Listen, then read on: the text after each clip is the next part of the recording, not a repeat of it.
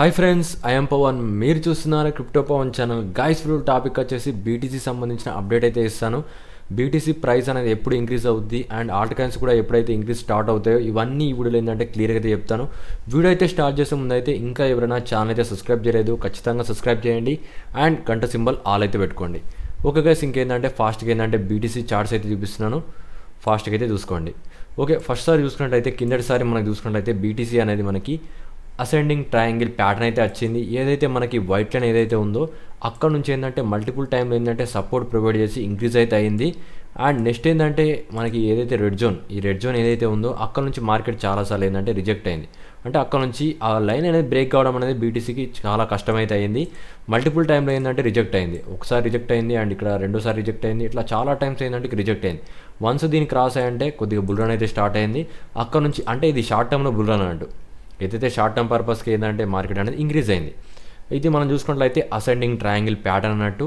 ఒకసారి ఈ ప్యాటర్న్ చూసుకున్నట్లయితే ఇది మనకి అప్ ట్రెండ్లో క్రియేట్ అవుద్ది.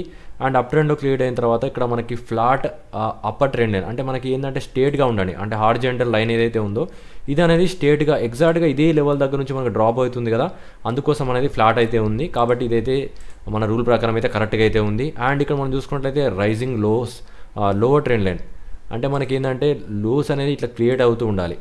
ఈ విధంగా ఏంటంటే లోస్ అనేది క్రియేట్ అవ్వకుండా వెళ్తుంది. అంటే మెల్లమెల్లగా అంటే చెప్పాలంటే ఈ విధంగా ఏంటంటే ప్రైస్ అనేది హైస్ అనేది క్రియేట్ అవుతుంది. బట్ ఇక్కడ ఏంటంటే హై క్రియేట్ అయ్యేటప్పుడు ఈ విధంగా క్రియేట్ అయినప్పుడు ఈ సపోర్ట్ రెసిస్టెన్స్ అనేది ఇక్కడ సేమ్ ఉంది. ఏదైతే రెసిస్టెన్స్ ఉందో ఇక్కడ నుంచి మాత్రమే ప్రైస్ అనేది డ్రాప్ అవుతుంది.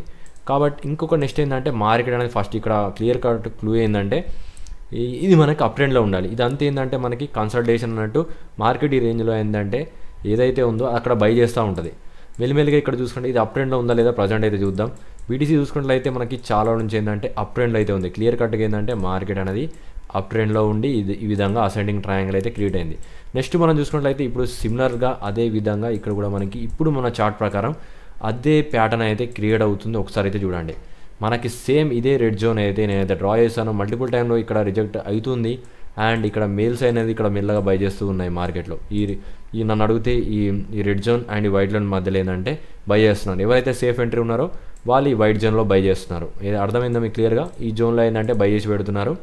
అండ్ ఇప్పటి నుంచి చూసుకున్నట్లయితే ప్రైస్ అనేది ఎప్పుడు ఇంక్రీజ్ అవుతుందో ఫస్ట్ మనం చూద్దాం. ఓకే గైస్, ప్రైస్ అనేది ఇక్కడ మనం చూసుకున్నట్లయితే మ్యాక్డీలో ఏదైతే మ్యాక్డీ ఉందో ఇక్కడ క్రాస్ అయింది.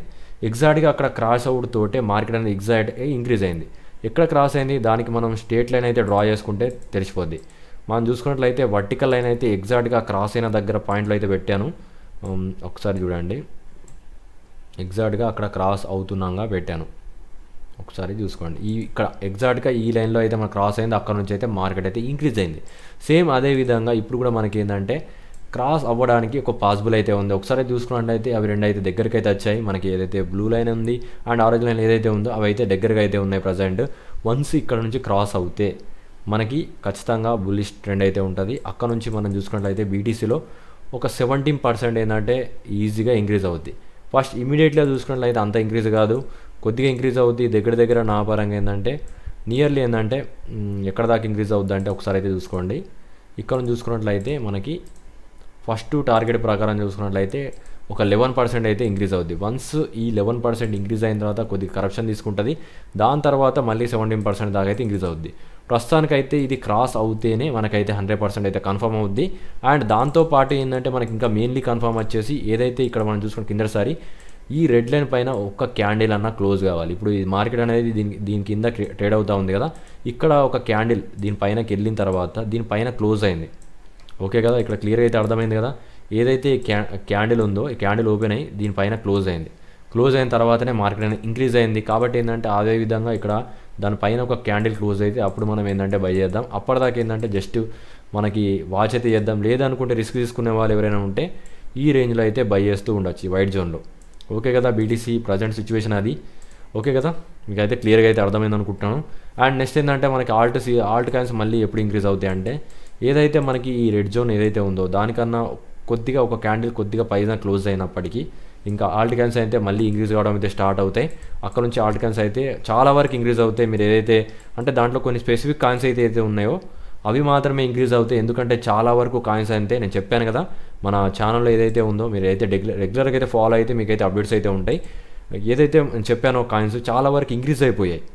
అవి ఏంటంటే కొద్దిగా కరప్షన్ అవుతాయి. ఏదైతే ఇంక్రీజ్ కాలేదో అవి కొద్దిగా ఇంక్రీజ్ అయ్యే ఛాన్స్ అయితే ఉన్నాయి. వాటి మీద ఏంటంటే మీరు కొద్దిగా ఫోకస్గా అయితే చేయండి.